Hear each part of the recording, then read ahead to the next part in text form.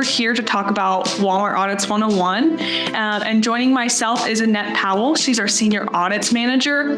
And if you have questions about audits, guys, this is the person to ask.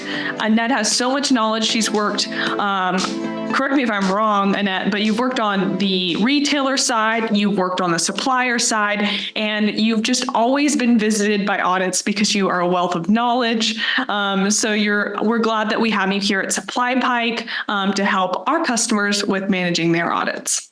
Post-audits are audits that are backdated. It can be backdated up to 2 years, sometimes 2.5 years from the time that the event actually happened. They will be coming off invoice and are not disputed in any system. It's disputed straight with the auditing firm. Different types of deductions that you may see is accounts payable deductions, which those are coming strictly off an invoice. You can dispute those in ADPD. Those are very common and we help resolve those. We have accounts receivable deductions, which typically are fines that are to the supplier that happen in high radius, which therefore are disputed also in high radius. Disputing audits is fairly difficult. Why we can't pull exact hard numbers from all of our suppliers on audits that are taken in Retail Link. We've done some extensive research that shows that suppliers get an average of 8 audits per year, up to with an average cost of about $33,000 and can go up into 7 digits. Nothing's off the table with post audits. They can range from a PO or a series of POs that fall into, different scenarios that have never been deducted previously. They come back 2 years later and they recoup those fees in a post audit. AP claims can be filed, disputed, and approved, but then again filed in a post audit if the auditor deems that those deductions should have been taken. How do you know if you have a post audit? The auditors are going to send you a email to the supplier contact.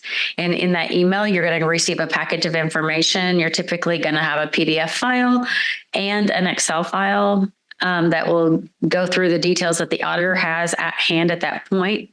The audit package will outline what type of claim it's for and the amount. It'll usually list a list of POs on the claim or match them to, anything that's similar on there and go through them. How you distinguish a post audit from a regular deduction. Post audits are deducted on the check using the store 9000. Post audits are also always 9 digits long. On your claim, on your check remit. And then the first digit of the claim corresponds with the auditing firm. The second and the third digit corresponds with the year that the audit is for. And the last 6 digits is the actual claim number that goes with that audit. The timeline for post audits, Walmart has some intervals where suppliers can expect to receive post audits. Post audits can be backdated up to 2 calendar years from when the claim is posted. This means that a post posted in January of 2023 could be brought back in a post audit up to January of 2025. A claim posted in March of 21, they would have until December of 23 to file a claim against that. So it's basically calendar years, not actual physical 24 months. These factors are difficult to respond to and effective to dispute post-audit claims. Auditors 101. So who is the auditor? Walmart has a tight relationship with Apex, who performs right now as represents their internal auditing firm. They that will rotate every so many years. They also have several external auditing firms. Those external auditing firms are outsourced auditing firms and could be signed to different audit types. Really, there's not a rhyme or reason as to which auditing firm handles exactly what type of audits. It can rotate and vary just a little bit. Apex, Conley, PRGX, and Auditex are some of the auditing firms that have represented Walmart. These auditing firms are commission-based, so they get a percentage of everything that they can extract from their Walmart suppliers. So we're going to break down the claims for you. When you get your claim package, you're going to see that there's a claim code and type, an explanation, any supporting information or materials that the auditor has at that point, and contact information for the auditor will be included in that packet. This is a sample of what a post-audit will look like. Basically, the intro page of the audit will go through a lot of detail here.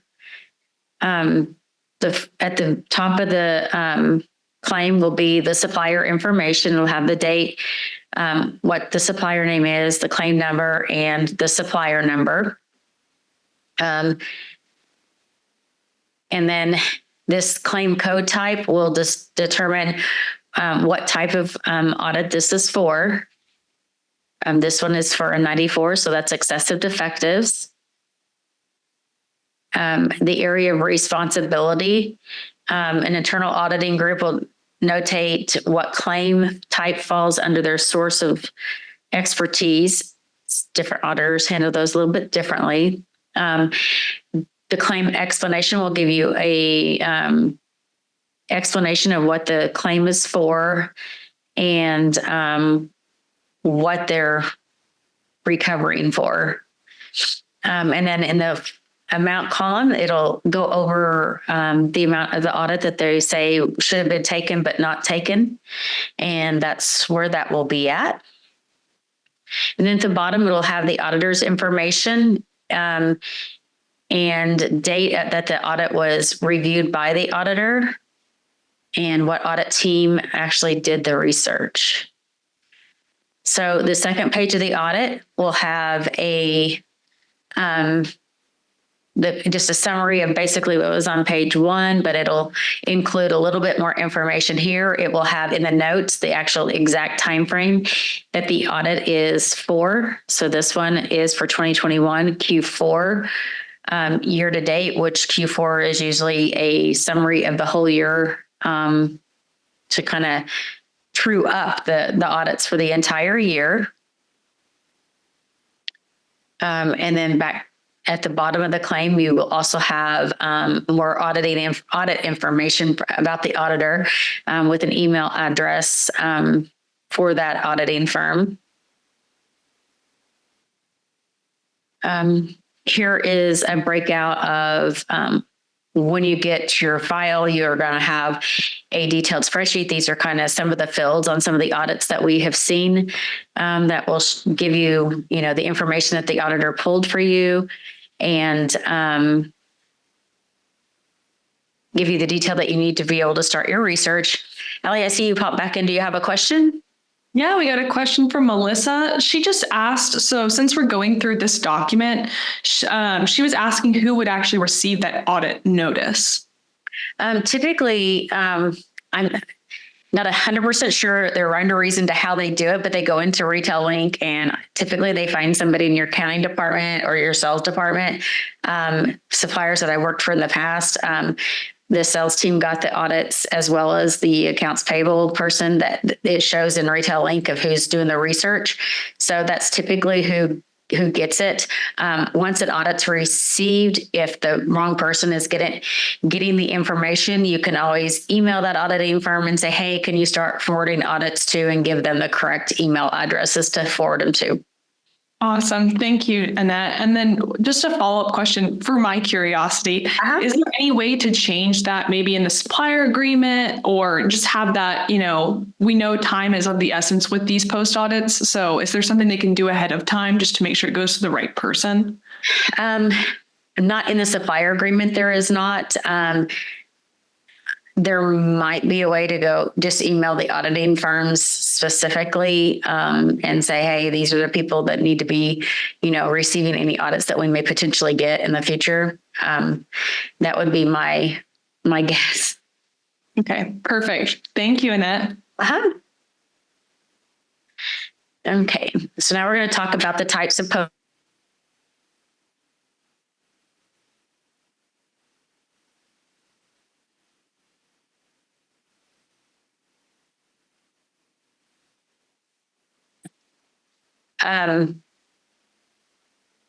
it is always easier for merchants and suppliers to handle agreements as close to the transaction time as possible before the issue is being reviewed by post-payment audit. By the time that the PPA is reviewing the situation, it's very possible that the buyer or the supplier contact has changed. So therefore, creating a little bit more of an issue to get the correct information and the emails that might be in correspondence with that. So properly addressing agreements from the beginning is beneficial on their part. Different types of post audits that we see are for pricing, allowances. Excessive defectives seems to be a really popular one right now. We see on those excessive defectives, we see freight and handling charges on these returns, trucks ordered not used, failure to combine loads properly, and retail merchandise recovery. Pricing post audits are typically occur when there is a discrepancy between Walmart and what they're expected to pay and what the supplier actually invoiced. And what they paid the supplier. The item price is protected, but not all units are captured when it was calculated. So let's say you're doing a rollback or something and you charge them full price on the invoice and they're going to come back and recover the difference.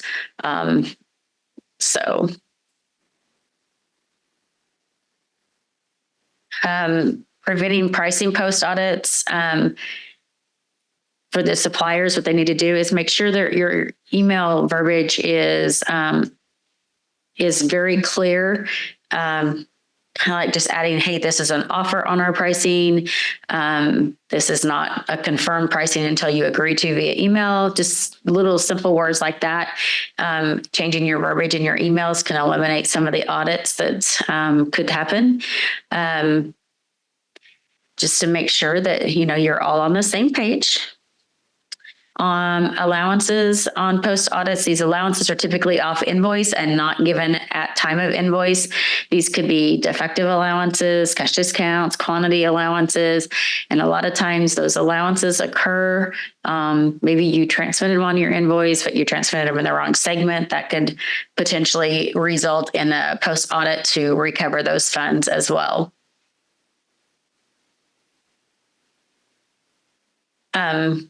Preventing allowance post audits, checking the allowances in the vendor agreement to make sure that they are applied to each PO. These claims also occur when the allowances is not proper in the proper segment in the EDI raw data where Sam's or Walmart states that it should be. I think that's the biggest offender of getting audits for allowances that you already given is it's just not put in the right segment. To prevent these, supplier will need to make sure that they're pulling all the segments on the EDI raw data before creating your invoice. That will eliminate a lot. Freight and handling charges on returns. Auditors will calculate the cost of delivering the cargo on the damaged product. This is primarily for collect suppliers. And they will create an audit to recover the freight charges for the for that item for the incoming freight. Walmart also calculates a 10% handling charge on all damaged product. This is to recover the cost of handling the product that Walmart could not sell. Like I said, this is for mainly collect suppliers. Preventing post audits on freight and handling charges. It's hard to prevent them, but just because we don't always have control over the damaged product or what happens, but you can ensure that your proper packaging, your pallets are secured properly, and to ensure that the product arrives safely. Trucks ordered not used occurs anytime that the supplier does not use a truck, and the Walmart or the supplier must reroute the driver. Suppliers may see this claim when they cancel a collect order. Collect suppliers, you might see this claim when you cancel an order. So to prevent this, just make sure you're ordering your trucks correctly, make sure your items are set up correctly and you don't overbuild your loads, and make sure that everything's built correctly. Sorry, what's my train of thought there? Failure to combine loads properly. We see audits on that all the time where the purchase order is removed from a truck, but the logistic company that's dispatched has to dispatch an extra truck to cover that PO because it didn't fit. Those could be a result of large shortages. Maybe the items aren't set up properly, and you would have to reconfigure the loads based off of that. Preventing the failure to combine loads properly is just double check that you're utilizing the entire truck. If you're going to be short, the quicker you notify them. If you know about the shortage ahead of time and let them know, hey, you're going to have, a little bit more room on the truck. Then they can adjust that ahead of time, and that would eliminate a lot of that. The supplier may have to go back to Walmart and ask them to rebuild the truck. Walmart may build your loads, but it's your responsibility to make sure that you're still utilizing that truck properly. Just a little post-audit checklist. Always document everything with a call, or every time you have a call or a meeting with them, follow up with an email, and then share it in a saved folder so that everybody has access to it. Know your supplier agreement, know the terms and conditions, and know it like the back of your hand. So check your accounting scorecard and investigate any EDI invoice accuracy issues. That's a big one, especially on missing allowances or maybe even transmitting those in the wrong segments. So review the supplier quality excellence program, the SQEP program, for proper packaging requirements. Make sure that that's correct. Ensure that all your items are set up correctly. And not only does that mean make sure your item numbers are set up correctly, that means make sure your cube and your weight are set up. Make sure that you're ordering in the right. If you weigh out, make sure you're ordering by weight. If you're cubed out, make sure you're ordering by cube. That'll eliminate a lot. How to dispute post audits. This is always the fun one.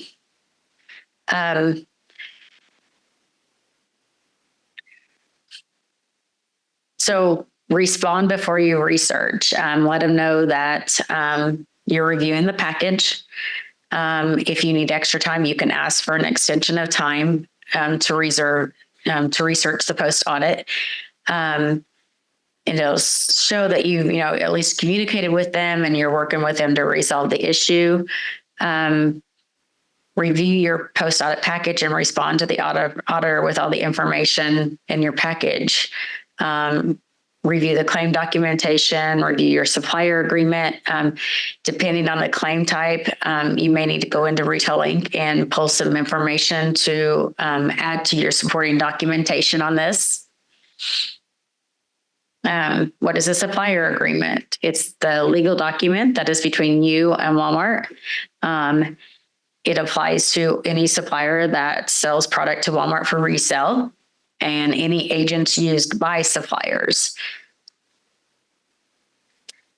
Where can I find my supplier agreement? It is in Retail Link. You can access your OSAs by clicking your profile in the right upper corner of your screen, and then click sign an agreement under whichever business unit you want to see. Finally, you can view and edit through your browser or download it into a PDF form. Post-audit workflow: understand the type of claims that you're facing and what options are based on the bucket list that they fall into. It's the supplier's responsibility to research these post-audits in a timely manner and to dispute if needed. Correspondence-based. There's like so many different reasons that they would do a post audit, and there's some miscellaneous as well. Supplier-based agreement: it doesn't violate your vendor agreement. If the audit is between $500 and $100,000, then these will be auto deducted from your check. The auditor will send you an email and say, "Hey, here's your audit. You can research it." They'll say they give you 5 days, but they set it up for auto payment anyway. If it's over $100,000, the auditor will send you an email with the contact information, say that you have 15 days to respond until the auditor escalates it for deduction. Not responding will mean that the auditor will indeed send that audit for deduction, or sometimes they actually send it to the buyer for review for deduction for approval. A supplier agreement post audit. Walmart, if it's in the supplier agreement, they're going to auto deduct those claims. Auditor will again send you an email packet to the contacts. Supplier doesn't have a history of claims. Auditor emails the supplier, contact the claim package, has 15 days to respond. And then by not responding, the auditor will escalate that for deduction.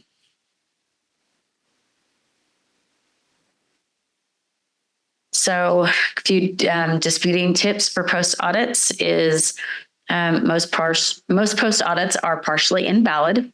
So you want to dig into all the claims listed and see if you're able to win anything back, which we hope you can. So if they're valid claims, you can write them off, review the documentation as proof, communicate the learning with the other teams, and then apply learnings to avoid future audits.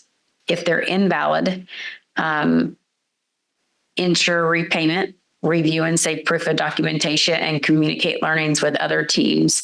If they're invalid, you can sometimes determine a reason that they were invalid and get a correction of errors and fix those on your side. Post-audit dispute process timeline. Supplier will receive a packet via email or mail. Typically, it's email now. Contact auditor directly via information in the package. Supplier and auditor work together to create a solution. A post-audit claim is determined valid or invalid. So the first two happens within 15 days. Typically, the next step, it'll take up to 30 days, and post-audit timeline determined by the supplier. Communication with the auditor will determine how long it'll take you to determine if it's invalid or to receive payback. Some disputing tips. Make sure your OSA has the correct address and contact information. Respond to the auditor as promptly as possible. Just like dispute process, provide as much documentation as needed and then some. Escalate if you did not receive a response from your auditor by calling the vendor call center at the number listed here. You can request a copy if you need it through the microfilm department. And suppliers can loop in their buyers to influence the auditor, especially if it's a pricing related audit. and you and your buyer didn't agree to that, you may have to loop into the buyer and say, hey, you never agreed to this. The auditor's trying to do this. And the buyer will help you eliminate that from being deducted or help you get it repaid. Now we're ready for question and answers. All right. Yeah, I've got a couple questions here queued up, but if you have more questions, if you're in attendance, please put those in the Q&A or the chat. I'll go ahead and tee those up since we have a little bit of extra time. First question I have for you, Annette, is about the cadence of post audits. So on one of the first slides, you talked about the cadence being around like 8 times a year. Last time I talked to you, I think we said that was a little bit less. I think we said 3 times a year. So could you maybe talk about why we've seen that difference in the last year? We haven't really in the past been able to pull like reports to show hard numbers, and based off of the logic of the 9-digit claim numbers that auditors create at SupplyPike, we've been able to go in and look at all the audits across the board of, all the suppliers. And when we averaged it out across our 500 suppliers, we realized that it was more than that. They weren't just getting 3 a year. They were getting up to 8 to 10 a year. So, Wow. And that fluctuates depending on how much time, how many times you change your pricing through the year. If you do it efficiently, it depends on, are you transmitting your allowances in the correct segments? Any little error that you make could potentially create another audit. Yeah, that makes sense. And kind of to piggyback off of what you said, depending on how you're doing it or what type of company you are, maybe could you speak to the companies or like category types that you see have the most post audits or just general pitfalls? Yeah, right now, our biggest post audits that we're seeing are for excessive defective merchandise. Those are huge right now. We have seen, based off of the ones that I have researched here at SupplyPike, we have seen about a 50% payback on those.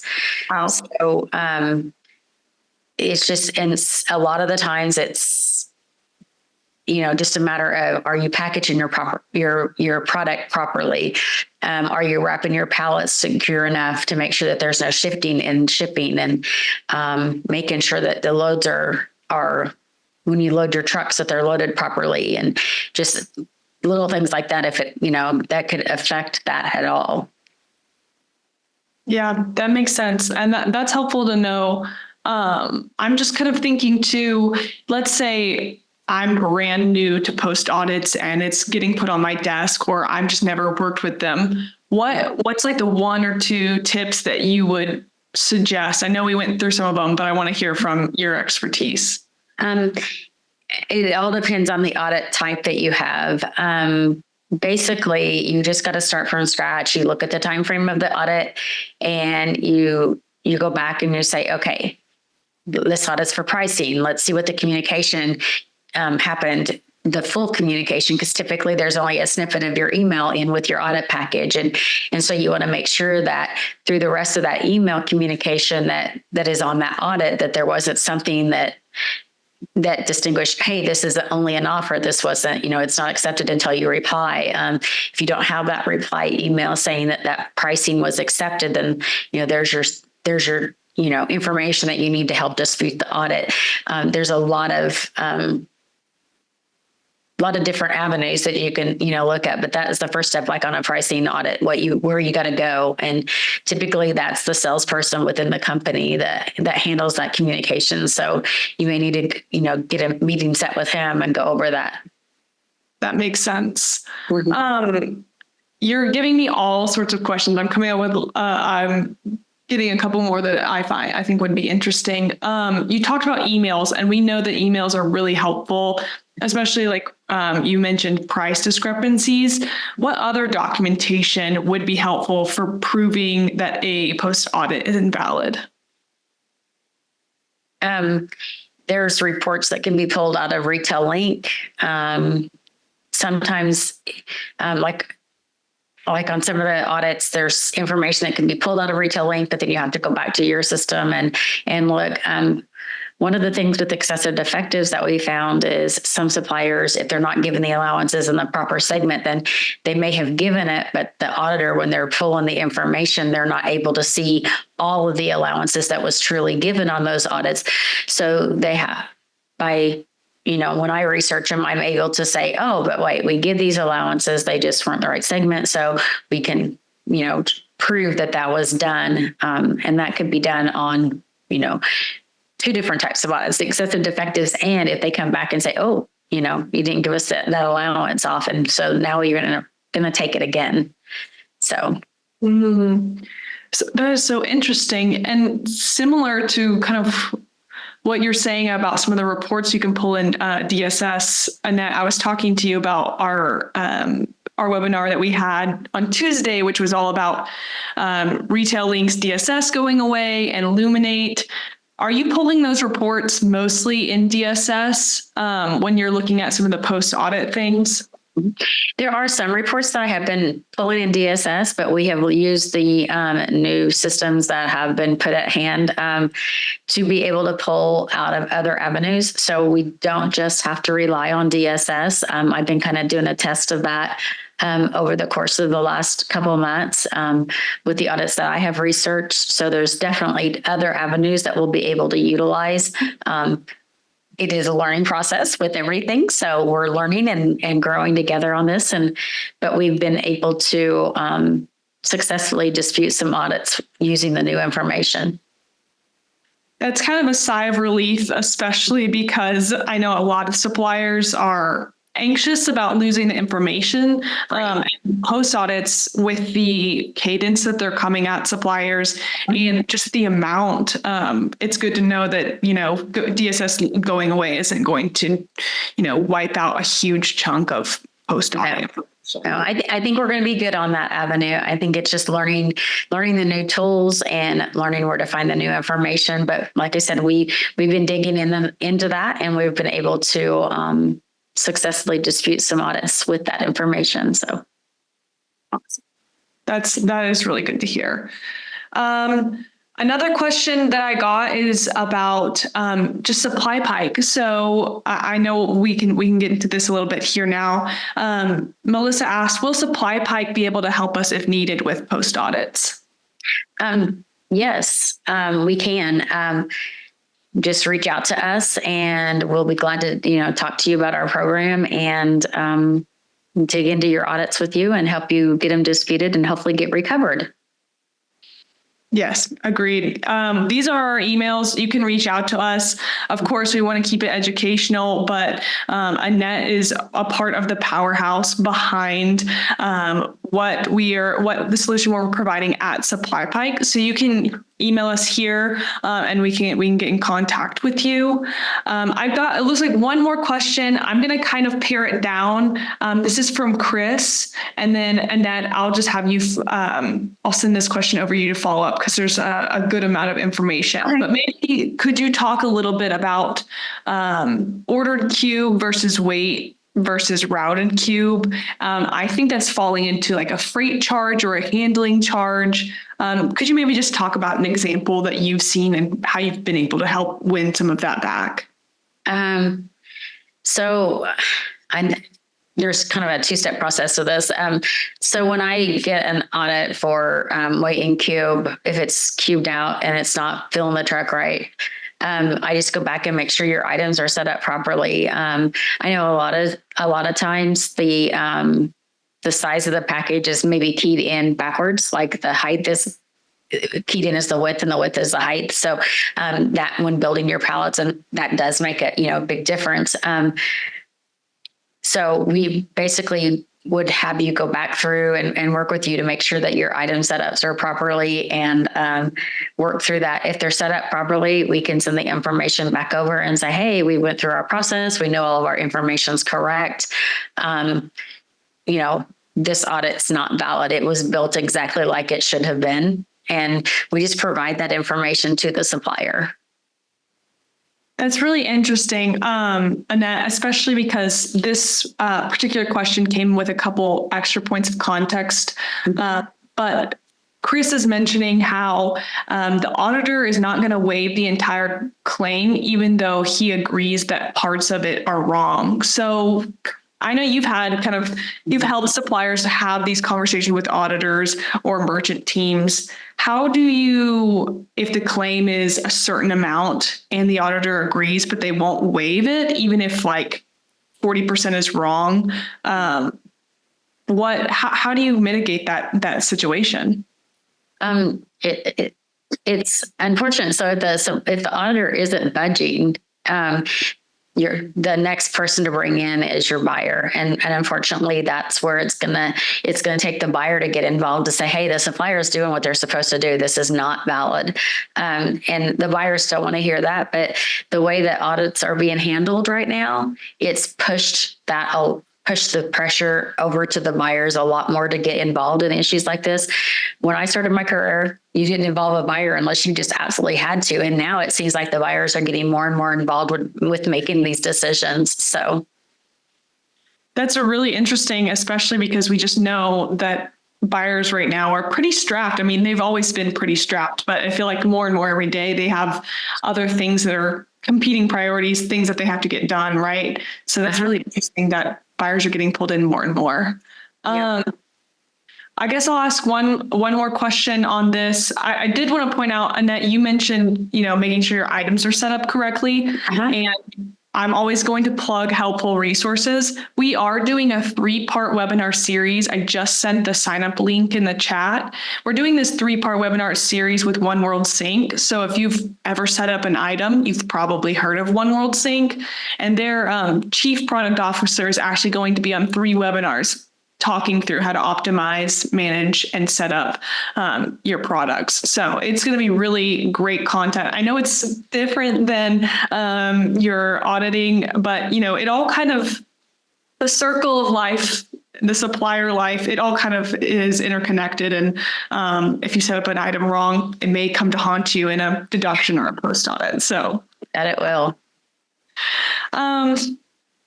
Awesome. And then the last question I wanted to ask, again, kind of pointing back to Chris's question, is how much do you see recovered on an audit? Usually from our conversations, Annette, you've said that like 100% isn't always guaranteed, but what's the percentage that you're seeing won back on these audits? On the audits that we have researched here and recovered, we are at about a 50%, sometimes a little bit more, sometimes a little bit less across the board. So it seems to be a lot higher than suppliers. When we've done did some of our research, we found that they were actually on their own, were in the single-digit recovery rates on those. Where when we've been doing it, we've been looking that we're in the 50 percentiles. See, that's awesome. But at the same time, that's so frustrating because I know suppliers are swamped with other things, and then they have this post audit, they're working on it. And then, for all that work to be in the single digits of recovery is really frustrating. So, yeah. Yep. Thank you for walking us through all of this content. This has been super helpful. I've really learned some things. Every time I get on a webinar or have a conversation with you, I learn something about post audits. I did want to just give you a chance to talk about the audit service. We alluded to it a little bit earlier, but tell us a little bit about what you do and how you help suppliers with their post audits. So what I do is I take your audit and I just kind of reverse research it for you. I do all the research for you. If you're a customer at SupplyPikes, we have all your information that we can pull the reporting that we need. We can get all the data and I'll do everything for you and determine if your audit is valid or invalid. And then I'll set up a meeting with you and I'll kind of go over my research and look at it and let you know what we found and what part of it we deem invalid, what part of it we deem valid. If we deem part of it as valid, then what I do, then the second step to this is I also help you get better. I help you figure out what mistakes cause these audits. what can you do to fix these mistakes to help you in the future to not get these type of audits going forward? It may be as simple as fixing your item setups or making sure your allowances are, transmitted in the proper segments on your invoices. So there's a lot of avenues to that. So once we get to the point where, we're ready to dispute the audit, then we can determine, do you want to dispute it or you want me to help you dispute it with the auditors? And we can handle that and get them disputed for you. And then when they get repaid, then we just take a very small percentage of that as our research fee. It's 0% to let me research it for you. So we can definitely get it researched for you and determine, where to go from there. So. Awesome.